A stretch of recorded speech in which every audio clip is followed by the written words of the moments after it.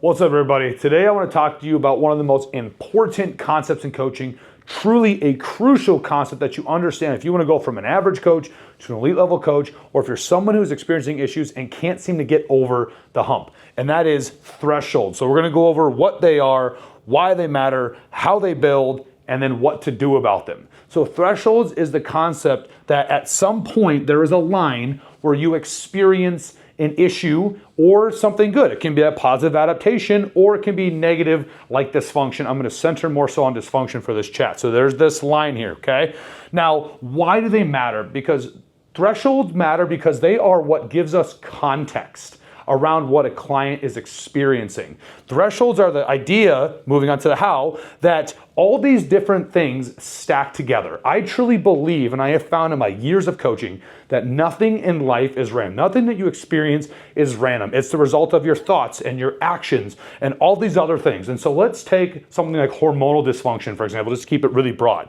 We know that it's not normally just one thing like stress that completely tanks your hormones, okay? It's usually a combination of factors. There's stress, there's maybe not enough intake or too much food intake. There's maybe poor sleep or sleep issues. Maybe you're not detoxifying hormones properly. You have a liver issue, you have a gut issue. And eventually, when these things go on unchecked for long enough, they stack together and it tips you over into the realm of dysfunction. And so what you're experiencing, or your client is experiencing, is the result of multiple things stacking together, and thresholds and understanding this gives that person context.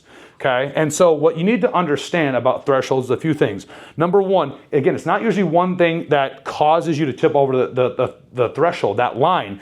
It's multiple things together, and each of them can contribute different amounts at different rates over different variances of time. Everyone has this baseline. It can start at different levels based on what's going on in your life and how your habits and these other things are. In between the baseline and this dysfunction line, we have what I kind of call the resilience capacity line. This is the amount of resilience that your body has to things that perturb your system. Again, stress, poor sleep, poor food intake, whatever. Now, people vary in their levels of resiliency. I'm not going to get super deep down that rabbit hole, but essentially, if all these things continue to stack together, it might be one thing that wouldn't have normally been an issue. Again, like you eating out one night a week isn't going to completely tank your hormones, for example, right? If we're talking about gut issues, like that one food won't normally completely ruin your gut. But what happens is if you've been stacking all these other things in the background, it might be enough just to tip you over. Okay, and so then what do we do about these thresholds? How do we fix it? How do you finally get over the hump? Well, I call that an unwinding phase. And so what you need to do, or if you're a coach, you need to go in and deep dive with your client all the potential things that can be contributing to this issue. And I love utilizing thresholds as a visual for people because it really starts to drive into their head, again, that everything is interconnected.